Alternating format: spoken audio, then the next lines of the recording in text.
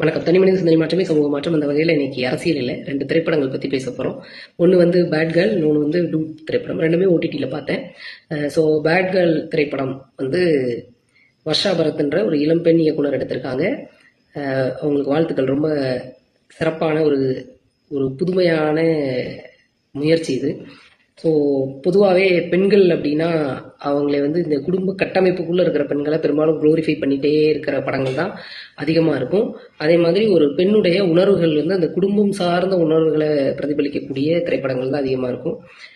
ஒரு ஒரு லவ்ல வந்து அந்த பெண்ணுடைய உணர்வுகள் அப்படிங்கிறது பெரும்பாலும் ஆணாதிக்கத்துக்கு கட்டுப்பட்ட ஒரு பெண்ணுடைய உணர்வுகளாக இருக்கும்.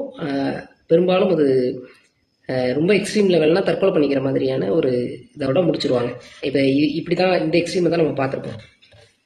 ஸோ இந்த படம் வந்து இயல்பான ஒரு பெண் வந்து எப்படி இயல்பாக ஒரு பொண்ணை வந்து இந்த கலாச்சாரத்தெல்லாம் திணிக்காமல் விட்டிங்கன்னா அந்த பெண் வந்து எப்படி அதெல்லாம் இல்லைன்னா அந்த பெண் வந்து அதெல்லாம் ஏற்றுக்கல அப்படின்னா எப்படி ரிலேஷன்ஷிப்ஸை ஹேண்டில் பண்ணுறாங்க அப்படிங்கிற மாதிரியான ஒரு திரைப்படம் இது. ஸோ இதில் வந்து 3 பெண்களை மையப்படுத்தி தான் படத்தை தொடங்குறாங்க. ஒரு 60 வயது இருக்கக்கூடிய பாட்டி, அதுக்கு பிறகு அவங்களுடைய பொண்ணா சாந்தி பிரியா நடிச்சிருக்காங்க. ஸோ அதுக்கு பிறகு அவங்களோட பொண்ணா தான் வரக்கூடிய ரம்யா தான் பேட் கேர்ள்ங்கிற படத்துடைய கதாநாயகி. ஸோ அந்த 60 வயசு பாட்டி பார்ப்பன பெண், 3 பேருமே பார்ப்பன குடும்பத்தை மையப்படுத்தி எடுக்கிறாங்க. ஸோ அந்த 60 வயது பாட்டி வந்து அந்த காலத்தில் இருக்கக்கூடிய ஒரு பெண்ணாக அந்த கல்ச்சரை பாதுகாக்கக்கூடிய ஒரு பெண்ணாக பேசக்கூடியவங்களா இருக்காங்க. அடுத்த கேரக்டர் வந்து கொஞ்சம் தப்பி தவறி படித்து வேலைக்கு போயிடுறாங்க. வேலைக்கு போனாலும் அந்த கட்டமைப்புக்குள்ளே எப்படியெல்லாம் அதுதான் நல்லது, அப்படிதான் இருக்கணும் அப்படின்ற ஒரு பெண்ணாக இருக்கக்கூடிய அவங்க அம்மா. ஸோ இதிலிருந்து மாறுபட்டு தன்னோட சின்ன வயசில் அவங்களுக்கு அந்த பொண்ணுக்கு என்னெல்லாம் தோணுதோ அதெல்லாம் என்ஜாய் பண்ணி சந்தோஷப்படக்கூடிய ஒரு பெண் கேரக்டராக ஹீரோயின் இருக்காங்க. ஸோ இயல்பான முதல் காதல் அது அது அது வந்து ஒடுக்கப்படும் போது அதில் வந்து சின்ன பசங்க அப்படிங்கும்போது ஈஸியாக எதிர்த்துருவாங்க இல்லையா. ஸோ எதிர்த்து ஒடுக்கப்படும் போது அந்த பெண்ணுக்கு அந்த முதல் பிரேக்கப்பில் முதல் பிரிவில் அவங்க அம்மா மீது ஆன ஒரு வெறுப்புணர்வு, அம்மா பேச்சை கேட்காம அப்படிதான் வாழணும் அப்படிங்கிற ஒரு ஸ்டாண்டர்டுக்கு அந்த பொண்ணு மூவ் ஆகுறாங்க. ஸோ அவளுக்கு பிடித்த மாதிரியான உடை ரொம்ப யதார்த்தமாக இருக்குது. மேக்கப்பு அது இது நல்லா எதுவும் இல்லாமல் ரொம்ப காஸ்டியூம்ஸு எதுவும் இல்லாமல் ஒரு இயல்பான பொண்ணு எப்படி இருப்பாளோ அப்படி இருக்கிற கேரக்டர். வளர வளர கல்லூரியில் போகும்போது ஒரு ரிலேஷன்ஷிப்பு, அதுக்கப்புறம் இதில் வந்து பொண்ணு எமோஷனல் பாண்டில் இருக்கிறது, பையன் வந்து செக்ஷுவல் பாண்டில் இருக்கக்கூடிய பையனாக இருக்கிறது, சீட்டிங் ரிலேஷன்ஷிப்பாக பையன் இருக்கிறது, அதுக்கப்புறம் 2 பேருமே எமோஷனல் பாண்டில் டுகெதராக இருந்தால் கூட வேறுபாடு வரும்போது பிரியக்கூடிய ஒரு ரிலேஷன்ஷிப்பு.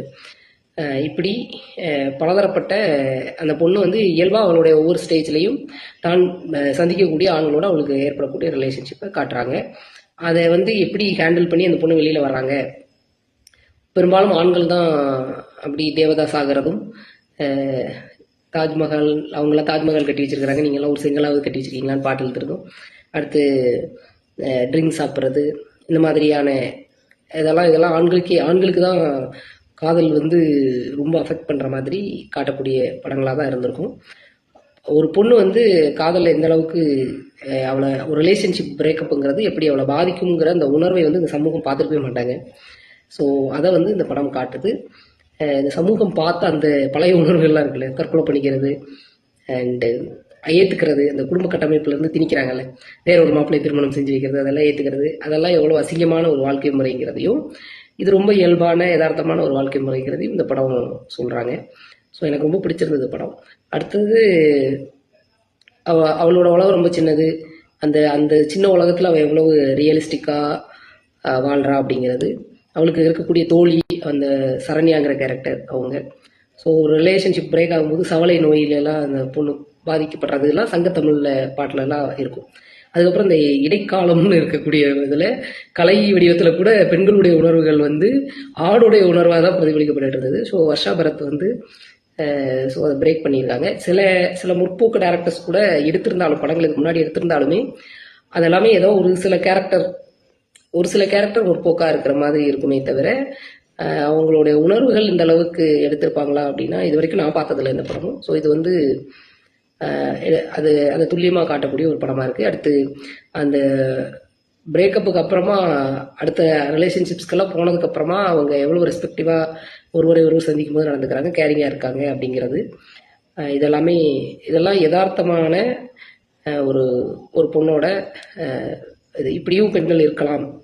அது வந்து ஒரு டெஃபினிஷனா பெண்ணுனா இப்படி தான் இருக்கணும் அப்படிங்கிறது இல்லாமல் பெண்ணுடைய இயல்பு இப்படி இதுதான் பெண்ணோட இயல்பு, உங்களுடைய கட்டமைப்புக்குள்ளே தான் அந்த பெண் வந்து இப்படிலாம் இருக்காங்கிறதையும், அந்த பொண்ணுக்கிட்ட வந்து அம்மா கேரக்டர் வந்து எங்களுக்கு அப்புறமா யார் உன்னை பார்த்துப்பான்னு கேட்கும்போது அந்த அம்மா கேரக்டரை யாருமே பார்த்துக்கிறது இல்லை இல்லையா, குடும்பத்தில் அவங்களே தான் பார்த்துக்கிறாங்க.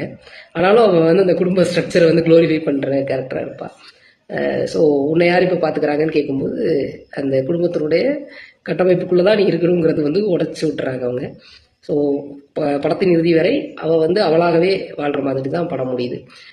ஒரு ஸ்டார்வேஷனாக இருக்கட்டும், எல்லாம் ஒரு ரிலேஷன்ஷிப் பிரேக் ஆகும்போது அந்த பெண்களுடைய உணர்வுகளை வந்து ஒரு பொண்ணாக அந்த டேரக்டர் வந்து ரொம்ப அக்யூரேட்டாக நிறைய விஷயங்கள் காட்டியிருக்காங்க. உங்களுக்கு வாழ்த்துக்கள்.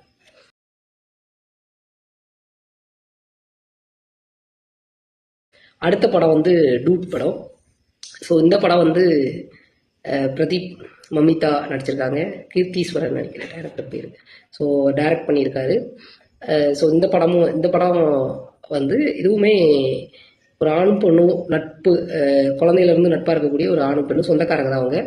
ஸோ அதுக்கு பிறகு அவன் வந்து பல ரிலேஷன்ஷிப்ஸ்க்கு இல்லை பல காதல் அந்த மாதிரி அவனுடைய ஒரு ஸ்டேஜ்லேயே வேறு பெண்களை காதலிக்கிறான். ஸோ இந்த பெண் வந்து ப்ரப்போஸ் பண்ணும்போது அவன் ஏற்றுக்கிறது இல்லை. அதுக்கப்புறமா அந்த பெண் கிளம்பி வெளியூர் போயிடுறாங்க படிக்கிறதுக்கு. அந்த அந்த அந்த ஒரு பிரேக்கப் ஆகிற விஷயத்த ஹேண்டில் பண்ணுறதுக்காக அந்த பெண் வெளியில் போகிறாங்க. போகும்போது இவர் வந்து அந்த காதலை ஏற்றுக்கிறாரு. இவருக்கு அந்த உணர்வு வரும்போது அந்த பெண் வந்து ஒரு ரிலேஷன்ஷிப்லேருந்து பிரேக் ஆகி அதுக்கு ஹீலிங் ப்ராசஸில் அடுத்த ரிலேஷன்ஷிப்பில் போகிறாங்க அவங்க. ஸோ அந்த கன்ஃபியூஷன் ஸ்டேஜ் எப்படி இது காதல் தானா, இது இல்லைன்னா இது ஹீலிங் ப்ராசஸில் நான் இது தோணுதா அப்படின்னு எல்லாம் யோசிக்கும் போது அது கன்ஃபார்ம் பண்ணக்கூடிய ஒரு கேரக்டர் பிரதீப் வந்து அந்த எமோஷன்ஸை ஹேண்டில் பண்ணுறது ஒரு இளைஞனாக நடிச்சிருக்காரு. ஸோ ரொம்ப யதார்த்தமான கேரக்டர் பிரதீப் அது. ஸோ இவங்க அந்த பையனை திருமணம் பண்ணிக்கணும், வீட்டில் வந்து இவரை பார்த்துடுறாங்க. அவங்க அப்பா வந்து ஏற்கனவே அத்தையை ஆணவ கொலை பண்ண ஒரு கேரக்டராக இருக்கிறாரு. ரொம்ப பெரிய பணக்கார குடும்பமாக இருக்காங்க.